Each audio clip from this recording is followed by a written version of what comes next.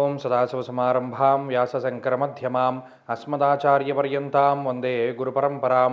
జ్యోతిషశాస్త్రాన్ని భావితరాల వారికి ప్రసాదించిన ఋషుల యొక్క పాదపద్మాలకి నమస్కారం చేసుకుంటూ, అలాగే నాకు ఈ జ్యోతిష విద్యను నేర్పిన గురువర్యులు జ్యోతిష బ్రహ్మ కీర్తిశేషులు శ్రీ ఈరంకి సూర్యనారాయణమూర్తి గారు, సూర్యశ్రీ దైవజ్ఞ గారి యొక్క పాదపద్మాలకి నమస్కారం చేసుకుంటూ, ఓం శ్రీ మహాగణాధిపతి నమః, శ్రీ గురుభ్యో నమః, హరి ఓం. వీక్షకులందరికీ నమస్కారం. కుంభరాశి వారికి ఈ వారం మధ్యస్థమైనటువంటి ఫలితం ఉన్నది. ఈ రాశి వారికి గురుబలం ఉన్నది. అలాగే రెండవ స్థానమందు శుక్రుడు యోగిస్తూ ఉన్నారు. ఈ వారం మధ్య నుండి చంద్రబలం ఉన్నది. వెరసి గోచారంలో కొంత బలమైనటువంటి గ్రహ సంపత్తియే ఈ రాశి వారికి ఉన్నది. ప్రత్యేకించి ఒక బలం ఏంటి అంటే గురుబలం.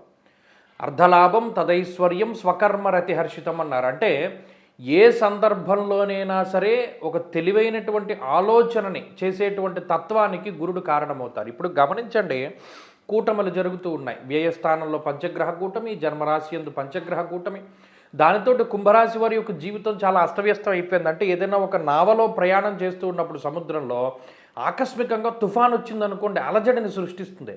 పోనీ దానివల్ల అది ప్రమాదమా? కాదు, కానీ భయాన్ని మిగులుస్తుంది. అలాగే మీ జీవితంలో కూడా భయాన్ని కలిగించేటువంటిది లేదా సృష్టించేటువంటి సంఘటనలు ఎన్నో జరుగుతూ ఉండొచ్చు. కానీ మరలా మీరు మామూలు జీవనానికి వెళతారు. అది మీరు స్పష్టంగా గుర్తుపెట్టుకోవాలి. ఇప్పటికీ జన్మ రాశియందు రవికుజుల యొక్క సంచారం ఉన్నప్పుడు జన్మరాశి గతే భౌమౌ యక్ష రాక్షస పీడితం అన్నారంటే, ఒక రాక్షసుడు ఎలా పీడిస్తాడో కుజుడు ఆ విధంగా పీడిస్తాడు అని. సూటుపోటు మాటలు వినబడుతూ ఉంటాయి. అలాగే ఆర్థిక ఇబ్బందులు కనబడుతూ ఉంటాయి. మానసిక అశాంతి కనబడుతూ ఉంటుంది. డబ్బు ఖర్చు కనబడుతూ ఉంటుంది. ఇంతలా ఉన్నా కూడా మీరు ఏదో ఒక ఆనందాన్ని వెతుక్కుంటూ ఉంటారు. అది గొప్ప విషయం. ఇన్ని ఇబ్బందులున్నా అవన్నీ పక్కన పెట్టి మీ సంతోషాన్ని, మీ స్వార్థాన్ని వెతుక్కోగలుగుతారు. ఇది కుంభరాశి వారికే చెల్లింది. కారణం ఈ శుక్ర గురుల యొక్క అనుకూలత. కాబట్టి కుంభరాశి వారు ఈ మానసిక ప్రశాంతతని పెంపొందించుకోవడానికి, ఆర్థిక ఇబ్బందులు, కుటుంబపరమైనటువంటి, ఆరోగ్యపరమైనటువంటి లేదా వ్యాపారపరమైనటువంటి ఇబ్బందుల నుండి బయటపడడానికి ఎప్పటికప్పుడు కొంచెం జాగరూకతతోటి ఉండాలి. అంటే మేల్కొని ఉండాలి. కుంభరాశి వారు ఇప్పుడు మేల్కొని లేరా అంటే లేరు. Body present, mind absent. Mind అంతా ఎక్కడో తిరుగుతూ ఉంటుంది, శరీరం మాత్రమే ఇక్కడ ఉన్నది.